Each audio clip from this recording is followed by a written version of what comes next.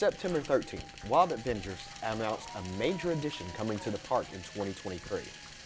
The Oasis Outpost will add a fun adventure for the entire family.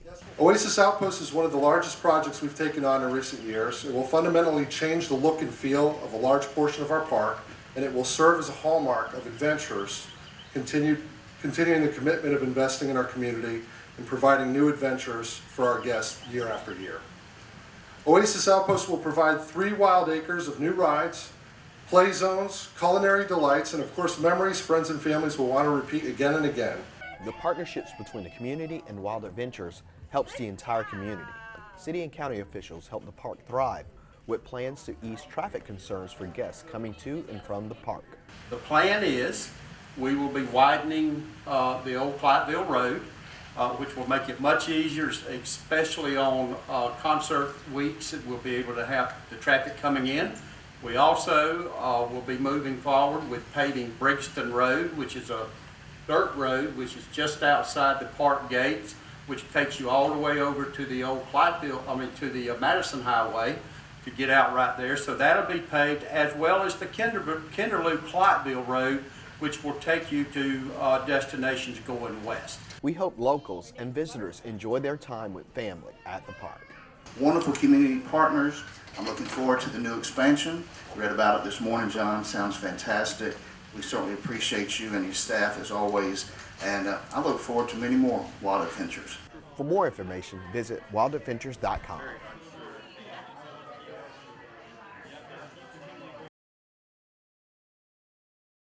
Recently, Valdosta City Manager Mark Barber and members of the Valdosta Fire Department spent part of their morning reading to kids at Pineville Elementary School. After picking a book to read, city employees were escorted to a classroom of first or second graders. The city manager and firefighters enjoy reading to the young students nearly as much as the kids enjoy being read to. City employees look forward to visiting more classrooms in the future.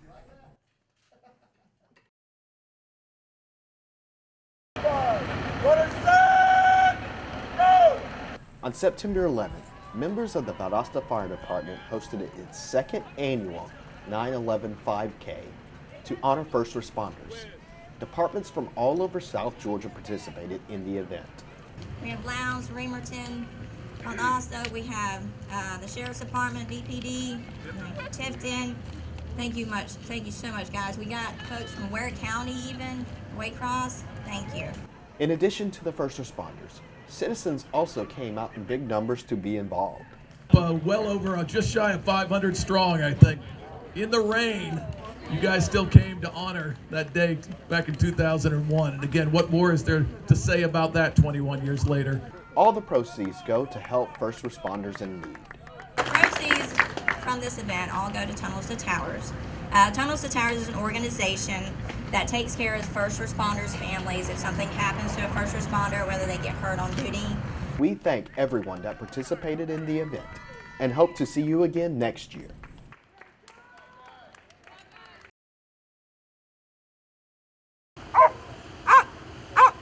The Valdosta Police Department's K-9 unit is training 2 new dogs to join the force. Ivar and Odin are in the midst of 8 weeks of training before testing for their certifications. Both Belgian Malinois are approximately about 3 years old. Just purchased both of them. They're going to go through an 8-week training course with 2 handlers also. They're going to be trained in dual purpose, which is patrol work as well as narcotics detection. Police dogs usually work for about 8 years, and the department recently retired 2 dogs. 2 of the dogs we previously were working got up in age and everything, and we went ahead and retired both of those dogs, and we're replacing them with new dogs.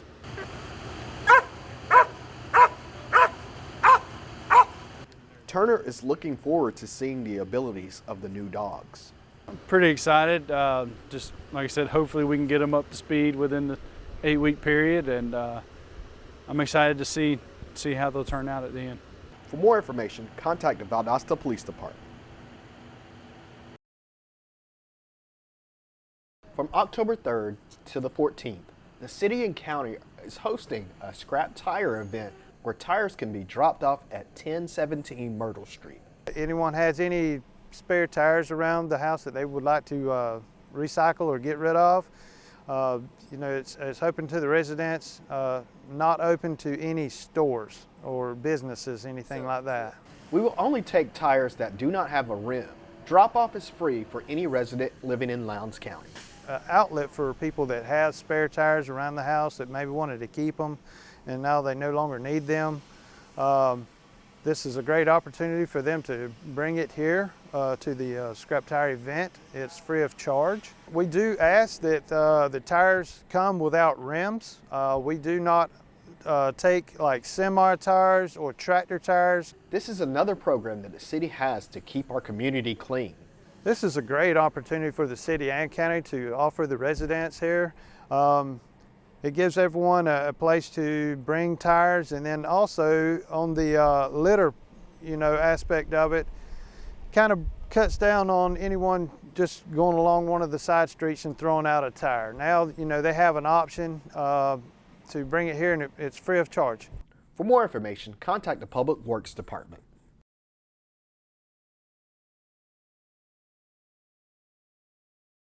If you're looking for work, the City of Valdosta's Human Resources team is hosting a job fair on September 28th from 1 p.m. to 5. We're going to be recruiting for utilities, public works, engineering, some of our administrative positions, but we have everything from maintenance workers to heavy equipment operators, light equipment operators, groundskeeping. We do our own signs, street maintenance, all the traffic signs. We've really got something for everyone. People often only think of police, fire, and sanitation, forgetting the many other types of jobs available in local government. We have a lot to offer in the city of Valdosta, whether you are newly graduated and looking for an entry-level position, or maybe you've had a job and you're looking for something to do in a second career. We would love to have you come out, talk with us, and see how we're a good fit for you. The city is looking for people wanting to join the Valdosta family that is willing to serve the citizens and visitors of Valdosta. And we're looking for somebody who wants more than a job, who wants a place to belong and wants a career with us. We offer an exceptional benefits package. We have a pension plan, which most employers don't have these days. We have our own city clinic that is free to anyone on our health insurance, them or their dependents. We do 10 paid holidays a year. You start accruing paid time off on your first day of employment. There's a lot that we offer that most other employers can't compete with. For more information, contact the Human Resources Department.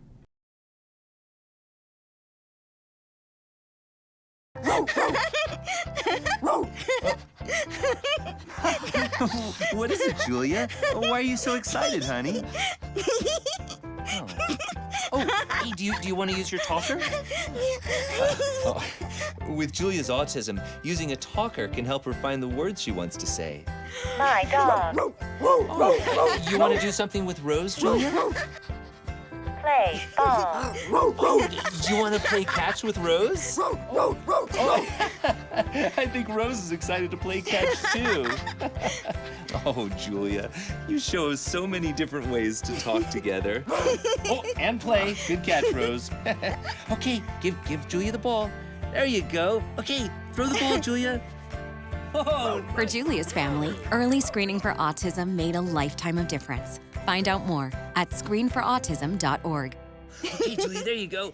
Whoa, another good throw. That's the way. Do you have prediabetes? If you do, you're not alone. 1 in 3 American adults has prediabetes, and more than 80% don't know they have it. Prediabetes is a serious medical condition that puts you at high risk for type 2 diabetes. But now, North Carolina residents with prediabetes can enroll in a free or low-cost national diabetes prevention program. You can make healthy changes with support from this proven program. Get started now at joinaprogram.org. Welcome back to City Focus. Today we have the staff of Valdosta Main Street here to talk to us all about what's going on in the month of October in downtown Valdosta. You've been here before, but let's introduce yourselves again to our audience. I'm Brandy Dame. I'm the Main Street Director. I'm Allie Seeley. I'm the Main Street Coordinator. Okay, we have lots of events coming up in October. We're busy we have something going on almost every week. starting off with Maker's Market. Allie, can you tell us a little bit about Maker's Market in October? So Maker's Market, I've already gotten a lot of applications coming in, and we'll be going through the acceptance process here soon, and it's just an opportunity for small businesses, but not, sorry, I messed up. No, keep going. It's an opportunity for small crafts to be open to the public. The vendors can be able to get their businesses out there, and it's a great opportunity. And for those people who don't know about Maker's Market and what it is, it's all about people who actually make things. Yeah. And oftentimes these vendors are people who just sell their stuffs online. And, Like a Etsy, Yeah. but in downtown. yeah, and it's people get to actually see the stuff and put their hands on it, and I know the people that go there, they love it each and every month. Can you talk about, you see return people come each month? We have one person, she is amazing. She's Kelsey's Bakeaway. She has a huge following, and she sells out within 30 minutes to an hour of us happening, and people know that she's coming to our Maker's Market. They will line up before she is done setting up just to get her bread. Yeah. And we normally keep people in the same spots every time so that the returners can go, okay, I know where they're at. I'm going to go see them. I know what Kelsey's is Oh, at. yeah. And I'm always like, those people who do like the fresh eggs Yes. and the meats and all of that stuff. And you have other things other than that too. Can you talk about some of the other things we'll see? We have clay earrings. They're the new style. They're lightweight earrings, but beautiful designs. We also have, We have fresh flowers. we do have fresh flowers. Beautiful wreaths, and they're to the season. We always say, if you could do spring, summer, fall, Yeah. stick to the seasons. Yeah. Baked goods, Lots of baked macaroons, goods. cookies. Locally made honey. She sells out all the time. Oh, yeah, Yeah. she does. Soaps. We have one company, they hand make their designs and hand screen print Awesome. their shirts. That's awesome. And that's the first that we've ever had for people to be able to do it. Yeah. Because they actually they told me they spend about 13 hours making their shirts. Wow. Well, and we're excited about Maker's Market, but we have more stuff to talk about because Absolutely. October is full. After that, after Maker's Market, then we're bringing back a downtown favorite, Taste of Downtown. Yes. Tell us a little bit about Taste of Downtown. So Taste of Downtown has every single restaurant downtown, all 10, and they are going to supply an exclusive menu.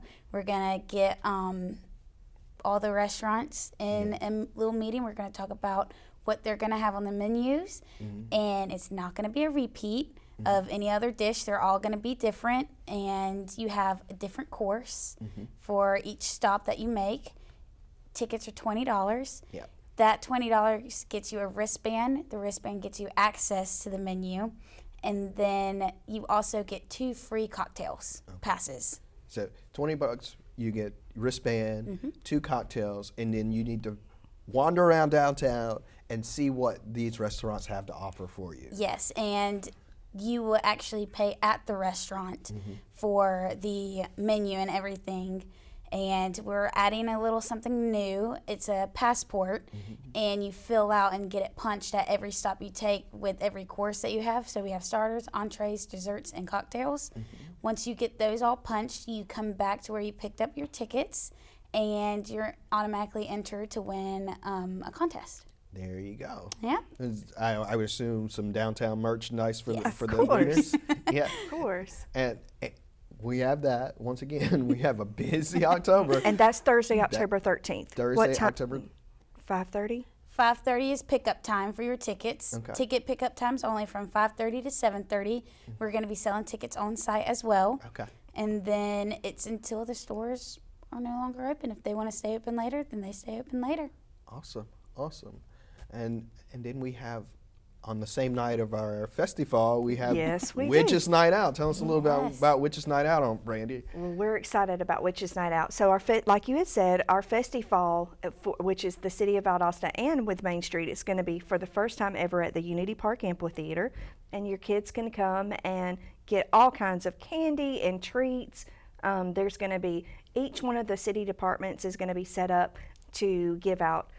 We're all going to be different. We're all going to have a different theme. So that's going to be real exciting. We're going to have food trucks for the first time. Okay. Then after that, the mamas and the girls can have a Witches Night Out, Girls Night Out. Yeah. And you just go to the shops. We're also going to have a punch card. You want to talk about that? The punch card is you fill out where the locations are at, Yeah. and then we have top 3 place prizes, so you will drop them off at the store, and we'll do it live on our Facebook the next morning. And third place gets $50 downtown dollars, second place gets $100 downtown dollars, and first place gets downtown AirPods. Wow. So those are big prizes for Huge Witches Night. prizes. So that's an incentive for all those ladies to go out, dress up for Witches Night Out, and go shop in downtown Valdosta. Yeah. Yes, and something special that we're adding is a professional photographer is coming out, probably going to set up in one of the alleys, and we're going to have like a little witches backdrop, some kind of Halloween backdrop, Yeah. and then she will get the pictures to you. Yeah. So that's something different. So we're excited about Yeah, that. and everybody gets a professional photo of Yes. their dressed up in their witches costumes. Yes. That's cool. And this new event that you have coming in, tell me a little bit about Puptober. Am I saying that right? Yes, Puptober? Puptober. So as you know from being in an office with us, we love rescue animals. And so we have teamed up again with USA Rescue Team, and they'll have open adoptions in downtown, and we're going to, it's called Puptober. It is Friday, October 28th from 5 to 8, and you bring your dogs, and we will also have a professional photographer set up that night, and we're going to have a Halloween parade. Oh, So that's going to be so cute. And we're going to start that behind in the Tomb Street parking lot. We're going to just prance all around downtown Valdosta. And you can dress up your dog. All breeds are accepted. You can take your dogs in shopping. Yeah. The businesses don't mind at all. So that's going to be really, really exciting. That's- Dogs have to be on the leash too. The dogs have to be on the leash at all times, yes. well, that sounds like a fun night for our pet owners here in Yes. Valdosta. Anything else that's going on in October that I'm missing? I think we covered everything for October. I think we we can have. we can always come back and talk a little bit about November and December later, which are always busy also. We'd love to Yes. come back to But- talk about the November, December But events. yeah, you guys always have a lot of going on. And I also want to remind people that are applications for a Christmas parade open yet? Yes. Yes, I want to remind people to get their applications in early for the Christmas parade. They're already, what's it, $50 for entry? $50? 53. I'm sorry? It's $53 total. 'Cause Okay, there's if you're a- paying with the card? Yes. Yes, okay. $50, $53 if you're paying with the card for the credit card transaction. Get your applications in early for the Christmas parade. A Hallmark Christmas is the thing this year, is that correct? Like a Hallmark Christmas card. A Hallmark Christmas card. Holiday Christmas card. Holiday. And so get your applications in, and we'll see you in downtown Valdosta.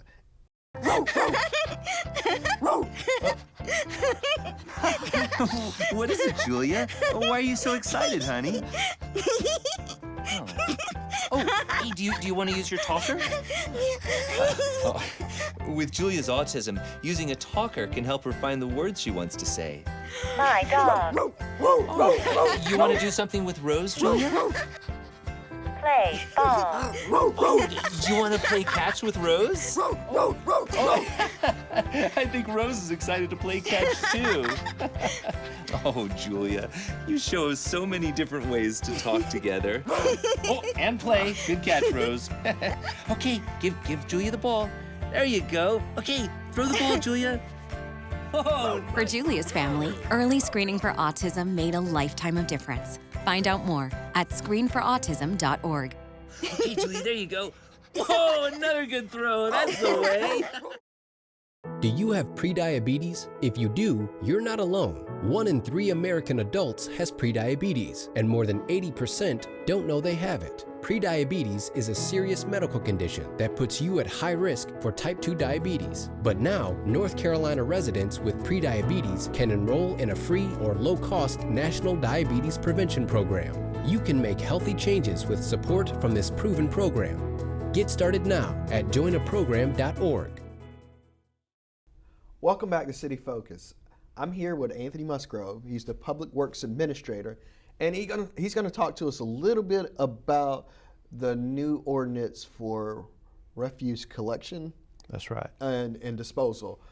So Anthony, just last night at City Council, Council approved the changes. So can you kind of summarize what we're going to see differently with collections in the city? We'll start off with the recycle side of collections.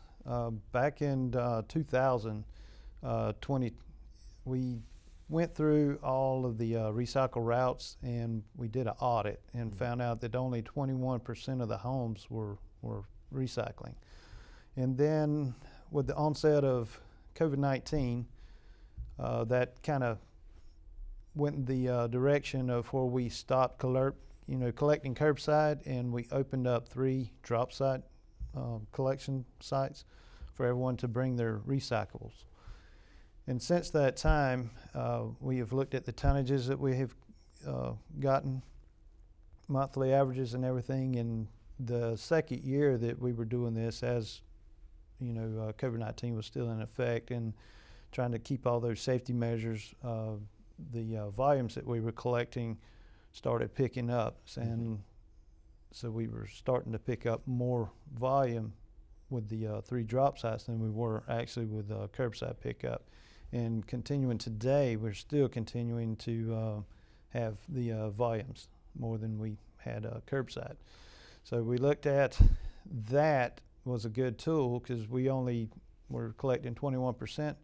And we looked at, from an operational standpoint, this is the way that we needed to go. A good thing there, we were able to lessen our carbon footprint in the neighborhoods and everything. Yeah. That's one good aspect of it. And then we're still collecting recyclables. And then another thing that, you know, curbside recycling is, you know, in the neighborhoods. So anyone living in, I would say, apartment complexes or anything now, they have the ability to bring, you know, if they want to recycle, they can bring everything to one of the 3 sites. Yeah. And they're open 24 hours a day, 7 days a week. So you don't have to hoard all your recyclables by the back door or anything like that. So anytime you go to the store, the market, or whatever, stop by the neighborhood drop site. Yeah, I know. One of the big thing is, because only 21% of our citizens was actually participating. Right. You know, being able to not have those trucks rolling to everybody's house when only, you know, and when 79% of them weren't even there. Right. But you still had to roll those trucks every day. That's right. I still had to roll the trucks every day. And what kind of led me to that, you know, I had a lot of residents call in, hey, I live in an apartment complex. Mm-hmm. Do you have a place where I can bring it? We collect a lot of recyclables in my families. And so that kind of got the ball rolling to begin with. How can I service everything and you know, from an operational standpoint, you know, stay sustainable?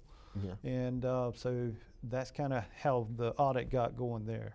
And it's been a proven track record that the 3 drop sites has been the way to go. Yeah. And once again, you talk about those people who live in an apartment complex. But you also have businesses who may not be residents there, but they still may want to recycle. Right. I went out and visited the 5 Points recycle drop site, and we had a fellow there. He was unloading cardboard boxes, and he works from home, and he kind of services a couple of businesses. Yeah. And so what he would do is have that there in some of the businesses around town, and he was collecting that cardboard there and bringing it to the site, because we do have trailers set up for nothing but cardboard. And so that's another great thing there, that, you know, anyone like that with a little business, they're able to do that as well. And also, I mean, now that we have those drop sites, they're open. So county residents who haven't had the luxury of being able to recycle can actually use it too.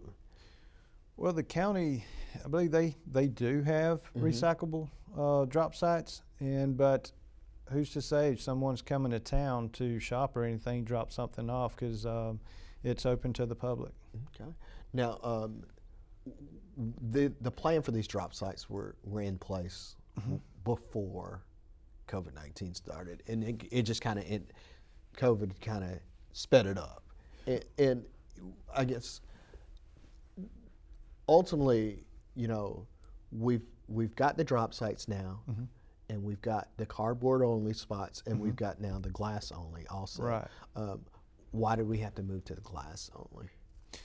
Well, the glass only, where we take our commingled material right now, it's a recycling plant, and they sort all the material out, and glass is one of the main things that they've asked to have separated because of, I guess, the belt system, because once glass breaks down, it's like sandpaper, and it's grit, and it eats up everything, gears and all.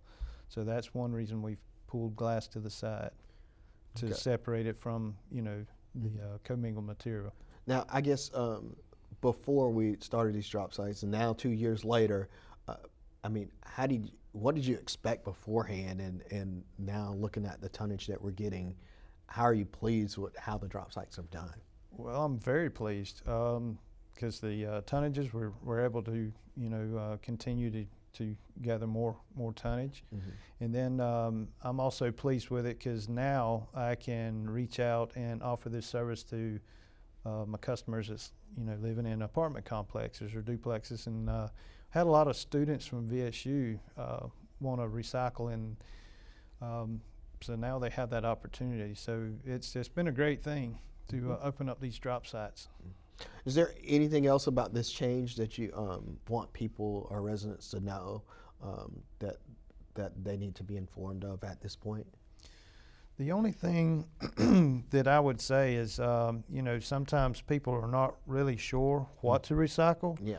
So at all 3 sites, we have a sign up there that has pictures and everything, exactly the recyclable materials and that we're able to. Numbers. Right. The recycle numbers and everything. And then if anyone has internet access, you can go onto the city's website, go to Public Works, follow up under the recycle kiosk there, and it'll take you right to everything that we recycle that we were able to bring in. Well, Anthony, I want to thank you for coming on the show and telling us all about recycling and the changes that we've made. And we hope that everybody continues to recycle and use our drop sites, because, I mean, we're all trying to make this earth a better place to live on. But anything other than that you want to tell folks? That's it. Just bring all your recyclables to one of the 3 sites, and as things grow, we are looking at a future site. And I will say how we pick the sites. I will you know, kind of elaborate a little bit on that in case somebody wonders how we pick where the sites are. The first thing is I look for city properties that we own to kind of keep, you know, the cost down. And then the other thing where we decided where the sites were is based off of the numbers of the audit. Gotcha. Where I've got generating the most. Where the people were actually where they're at. Where they're actually using it. Okay. So that's, you know, how we came up with the sites. Okay, awesome. Well, Anthony, I want to thank you for coming on and Sure. you know, teaching our citizens about the new ordinance or the change in the existing ordinance. We'll be back here on City Focus. As we get closer to the fall, the city will start to promote its holiday programs. It's a chance for the city and the community to give back to those in need during the holidays. Look out for more information on our social media platforms to find out how to give to the Shop with a Cop, Shop with a Firefighter, and the Mayor's Motorcade programs. This concludes another edition of City Focus. Be sure to visit our website, ValdostACity.com. Like us on Facebook, Valdosta, City Without Limits.